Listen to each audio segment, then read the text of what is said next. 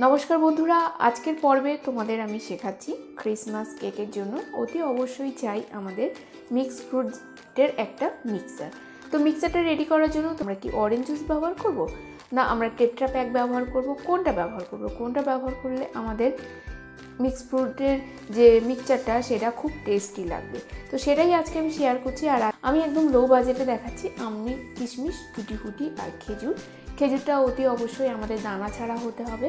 আর ছোট ছোট আমরা একদম টুকরো করে কেটে নেব। আর কিশমিশ তো আমাদের খুব কম প্রাইসের মধ্যে আমাদের কিশমিশ পেয়ে যায়। তার সাথে আমাদের কাজু বাদামটা কিন্তু এই মিক্সারের মধ্যে আমি অ্যাড করব না, কাজু বাদামটা পরে আমি আলাদা করে অ্যাড করব। আর এখানে লাগবে টুটি ফুটিটা তোমরা যত বেশি পরিমাণে ইউজ করার চেষ্টা করবে।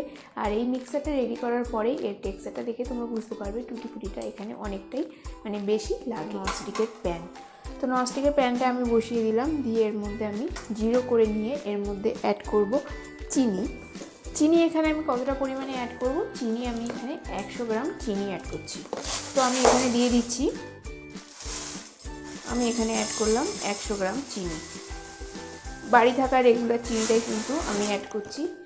চিনিটা আমার এক্সট্রা হয়ে গেছে, আমি একটু তুলে নিই। এখানে টোটালি আমি 100 গ্রাম এখানে চিনি অ্যাড করে দিই।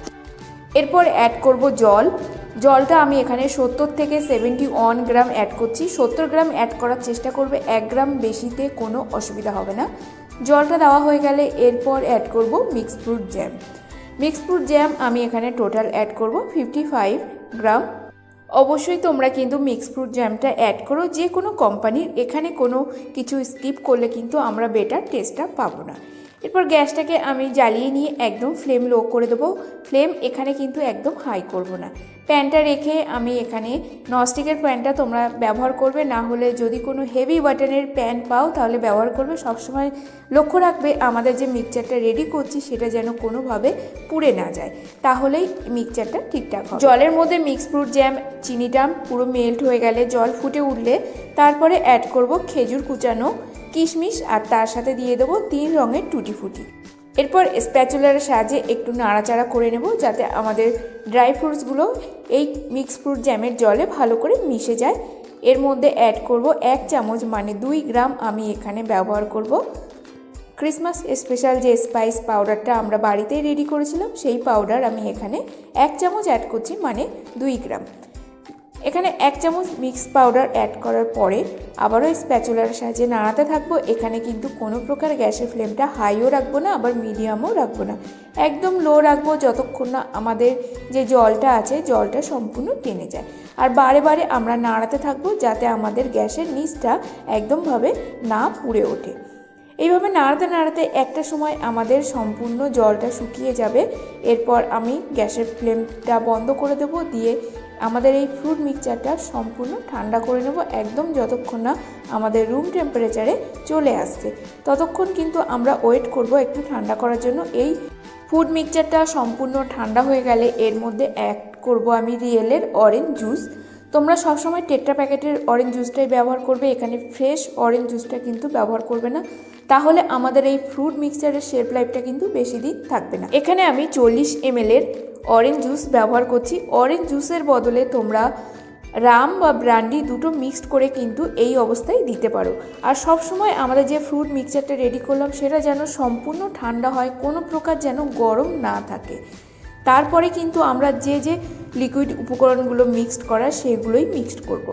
তো এখানে যদি তোমরা অ্যালকোহল মিক্সড করতে চাও তাহলে 20 গ্রাম আমরা রাম নেব আর 20 গ্রাম ব্র্যান্ডি নেব, দুটো মিক্সড করেই এর মধ্যে দিয়ে দেবো।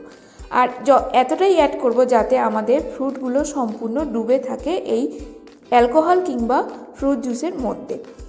এরপর আমি বাটির মধ্যে ঢেলে নিচ্ছি সমস্ত ফ্রুট মিক্সচারটা। ঢেলে নিয়ে উপর থেকে আবারও ছড়িয়ে দেবো আমি 2 গ্রামের মতো আমাদের হোমমেড স্পাইসটা ছড়িয়ে দিয়ে এইভাবে কভার করে আমি রেখে দেবো 1 রাতের জন্য। 1 রাত পরে গিয়েই এই ফ্রুট মিক্সচারটা আরও অনেকটা সফট হয়ে যাবে। আমাদের এর মধ্যে যে জলের লেভেলটা অ্যাড করেছি ফ্রুট জুস বা অ্যালকোহল সেটা কিন্তু অনেকটা শুষে নেবে। তারপরে গিয়ে আমরা পরের দিন মেজার করব যে আমরা কত গ্রাম ফ্রুট মিক্সচারটা রেডি করেছি। এর মধ্যে আমরা যে অরেঞ্জ জুসটা অ্যাড করেছিলাম সেই অরেঞ্জ জুসটা কিন্তু এই ফ্রুট মিক্সচারের মধ্যে খুব ভালো করে সোকিং হয়ে গেছে। আর এটাকে যত আমরা এইভাবে রেখে দেবো তত কিন্তু এগুলো আরও ওভার সোকিং হবে। আর একদম আরও সফট হয়ে যাবে। তো ওই মেশিনে আমি এরকম একটা কাঁচের বয়াম রেখেছি।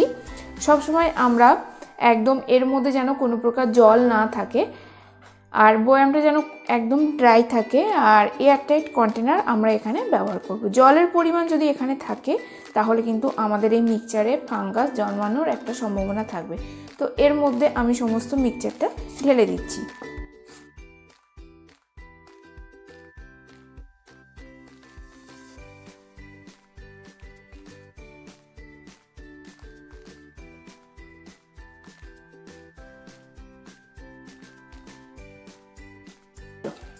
টোটাল আমাদের এখানে 550 গ্রাম আমরা ফ্রুট মিক্সচার রেডি করেছি।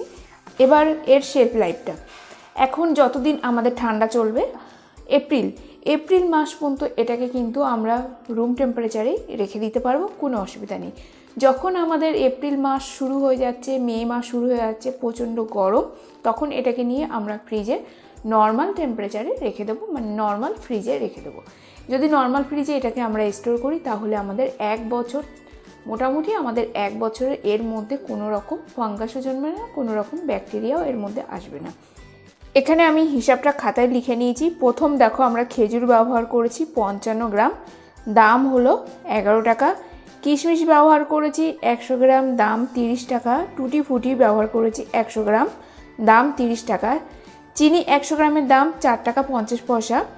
জ্যাম 55 গ্রাম, তার দাম হলো 12 টাকা 50 পয়সা। মশলা গুঁড়োর হিসাবটা অলরেডি আমরা শিখে গেছি, তো এখানে 4 গ্রাম ব্যবহার করেছি, তার দাম হচ্ছে 8 টাকা 44 পয়সা। অরেঞ্জ জুসের দাম হচ্ছে 20 টাকা, মানে অরেঞ্জ জুসে যে 20 টাকার প্যাকেটটা থাকে সেটাই ব্যবহার করেছি। আর যেহেতু আমরা গ্যাসে কুক করে রান্না করেছি, সেই গ্যাসটার দাম আমি এখানে 5 টাকা ধরলাম। তাহলে আমাদের টোটাল ওয়েট হয়েছিল 550 গ্রামের, দাম হয়েছে আমাদের 121 টাকা 4 পয়সা। এরপরে আমরা আসি খেজুরের দাম আমরা কি করে বের করব? এই কোম্পানির খেজুরটা ব্যবহার করেছি। তো এখানে দেখো 500 গ্রামের প্যাকেট, তো 500 গ্রামের প্যাকেট আমি এখানে কত দাম ধরেছি, আমি এখানে কত গ্রাম ব্যবহার করেছি, আমি এখানে ব্যবহার করেছি কিন্তু 55 গ্রাম। আর 500 গ্রামের প্যাকেটের দাম কত হলো? 500 গ্রাম প্যাকেটের দাম কত পড়েছে আমাদের এখানে আছে 500 গ্রাম প্যাকেটের দাম আমার আছে 100 টাকা। তাহলে আমরা কি করব? আমাদের দাম হলো, তাহলে আমাদের দাম কত হলো? তাহলে আমরা কি করব? 500 গ্রাম আমাদের খেজুরের দাম কত? 100 টাকা। আমরা আগের ভিডিওতে শিখেছি যত টাকা তার সাথে আমাদের যে গ্রামটা আছে সেই গ্রামটা ডিভাইড করলেই কিন্তু আমরা 1 গ্রামের দাম পেয়ে যাব। তাহলে সেম আমি এখানে করেছি 100 ডিভাইডেড 500 0.2, এটা হলো আমাদের 1 গ্রামের দাম। 1 গ্রামের দাম যখন আমরা বের করতে শিখে যাব, সেই 1 গ্রামের সাথেই কিন্তু আমরা যতটা গ্রাম ব্যবহার করব সেটাকেই কিন্তু আমরা ইন্টু করে, মানে 0.2 ইন্টু 55 গ্রাম আমরা ব্যবহার করেছি। তো 0.2 ইন্টু 55 গ্রাম আমরা যদি ইন্টু করি তাহলে আমাদের হবে 11 টাকা। সেম প্রসেসে তোমরা চিনির হিসাবটাও বের করে নেবে। চিনির হিসাবটা আমি এখানে দেখিয়ে দিচ্ছি। চিনির হিসাব আমরা কি করে করব? 1 কেজি চিনির দাম হলো 45 টাকা। তাহলে 1 গ্রাম চিনির দাম কত? তাহলে আমরা 45 থেকে ডিভাইড করব 1000, ডিভাইডটা করলে আমাদের কত বেরোবে? 0.045। এরপর আমাদের বের করতে হবে 100 গ্রামের দাম কত, মানে এটা কিন্তু সবসময় 1 গ্রামের দামটা আমরা সবসময় বের করব। তাহলে 1 গ্রামের দামটা আমরা বের করে নিলে তারপরে আমরা 5 গ্রাম 6 গ্রাম যত গ্রামই দাম বের করি না কেন সেটা কিন্তু সুবিধা হবে। তাহলে এই 1 গ্রামের সাথে আমরা যখন 100 গ্রামটা ইন্টু করবো তখন 4 টাকা 50 পয়সা হবে। সেমভাবেই আমি এখানে জ্যামের দামটা বের করে নিয়েছি। দেখো 90 গ্রাম জ্যামের দাম 20 টাকা। তাহলে 1 গ্রাম এর দাম কত হবে? তাহলে 20 টাকা থেকে আমরা গ্রাম ডিভাইড করব, তাহলে 0.22 আমাদের গ্রাম হলো, এটা হলো 1 গ্রামের দাম। এরপরে হলো 55 গ্রামের দাম কত? 0.22 ইন্টু 55 গ্রাম করলে আমাদের 12 টাকা 10 পয়সা বেরিয়ে যাবে।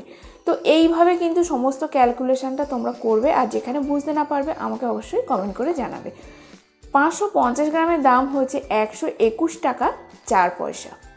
তো সেম যখন আমরা এখান থেকে ক্যালকুলেশন করব, প্রথমে আমরা 1 গ্রামের দাম বের করব।